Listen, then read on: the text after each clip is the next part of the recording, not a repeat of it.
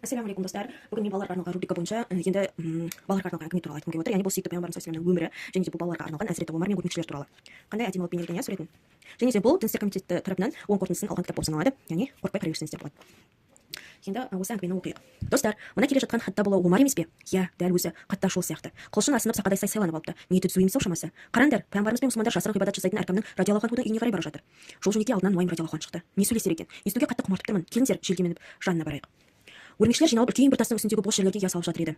Міне осындай қызу жұмыс үстіндегі өрмекшілер мүшриктердің, яғни Аллаға серік қосушылардың қатарындағы омарды алыстан байқап қалған болатын.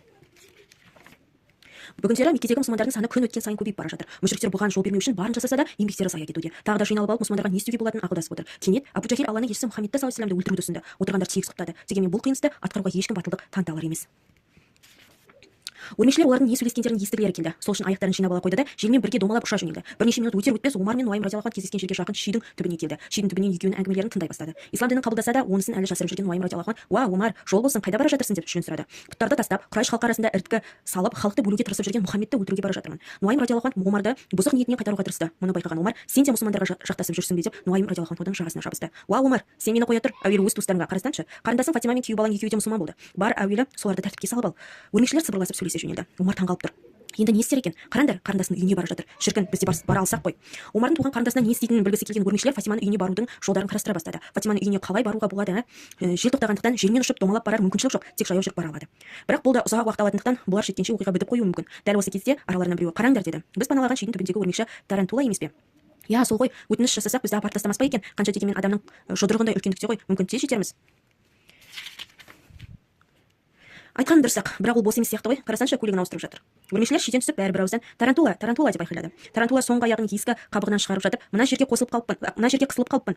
То өкпемді қысып жіберді ғой" деп өзіне өзі сөйлеп жүр. Кішкентай өрмекшілердің бірдеңе деп жатқанын байқаған Тарантула: "Не болды балалар?" деді. "Неге бәрің әбігерленіп жүрсіңдер?" Өрмекшілер көргендерін жарыса айтты. Сөйтті де: "Сен өте жылдам жүре аласың ғой, бізді Фатиманың үйіне апаршы" деп жалынды. Тарантула біраз шаршап тұр еді, бірақ ол да қызығып кетіп: "Жарайды, қане, үстіме тез мініңдер. Кеш қалып қоймайық, Омар Фатиманың үйіне жетейін деп қалды" деп өрмекшілерді асықтыра бастады. Фатима ағасы Омар келгенін байқап, оқып отырған Құран парақшаларын дереу тығып үлгерді. Омар ашумен: "Оқып жатқандарың не нәрсе?" деп сұрады. Күйеу баласы: "Қолымызда ештеңе де жоқ, жай әншейін екеуміз әңгімелесіп отырмыз" деді. Омар күйеу баласының жағасынан ұстап жерге алып ұрды. Арша түспек болған Фатиманы шапалақпен салып жіберді. Омардың соққысына Фатима жерге ұшып түсті. Барлық өрмекшілер ауыздарын ашып қарап қалыпты. Фатима орнынан тұрды да ағасына тіке қарап: "Уа Омар, мейлі қолынан келгенін істе. Мен де күйеуім де мұсылманбыз. Аллаға және елшісіне иман келтірдік" деді де сол жерде шахадат калимасын тағы да қайталады. Омар не істерін білмей сасып қалды. Қарындасына: "Оқып жатқан нәрселеріңді алып келші, Мұхаммедке саллаллаху алейхи вассаламға не түскенін байқап көрейін" деді. Фатима: "Оны тек таза адамдар ғана ұстай алады. Алдымен тазаланып кел" деді. Омар орнынан тұрып жуынып келді. Фатима оған Құран парақшаларын тыққан жерлерінен алып берді. Омардың оқып жаза аларлық сауаты бар тұғын қолына алған сүрелерді оқи бастады. Тоха: "Біз саған Құранды машақат үшін түсірмедік, бірақ қорыққан кісіге насихат үшін түсірдік. Ол жер мен биік көктерді жаратқан жаратушы тарапынан түсірілді." Омар оқыған сайын терең ойға батты. Оқығандар оған қатты әсер етіп жатыр, ал ол одан әрі оқи түсті. Расында да, Алла менмін. Менен басқа тәңір жоқ. Маған құлшылық ет және мені еске алу үшін намаз оқы."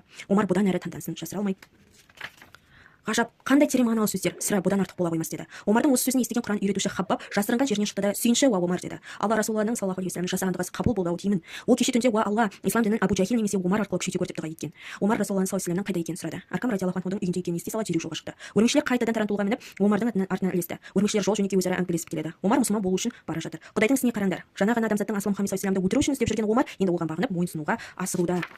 Осы кезде үнсіз келе жатқан Тарантула сөзге араласты: "Білесіңдер ме балалар, егер Омар мұсылмандықты қабылдаса, онда басқа мұсылмандар құлшылықтарын еркін атқара алатын болады. Неліктен? Өйткені ол өте күшті әрі өте батыр адам. Мүшриктер оған қарсы келуге қорқады." Өрмекшілер Омар мен Нуаймға ілесе алмай артта қалып қойды. Кешіріңкіреп келген өрмекшілер бір бұрышқа орналасып үйдегілерді тамашалай бастады. Араларынан біреуі: "Қараңдар, қаруын асынып келген Омарды көрген сахабалар аздап үрейленді."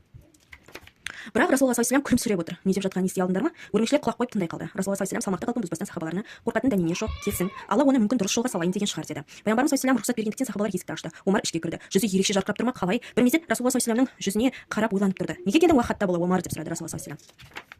Омар: "Алла мен Расулына, сондай-ақ ислам дінін иман ету үшін келдім" деп жауап берді. Отырғандардың тегіс бұған қатты қуанды. Бәрі де бір ауыздан тәкбір айтып қуаныштарын білдірді. Аллаху акбар, Аллаху акбар. Омар мұсылман болды. Ол 40-шы мұсылман. Мүшриктер бұл хабарды естігенде не істер екен? Қараңдаршы, иман еткен Омар қобалжып орнында әрең тұр. Омар радиаллаху анху сұрады: "Уа Расулалла, біз өлсек те өмір сүрсек те біздің дініміз хақ емес пе?"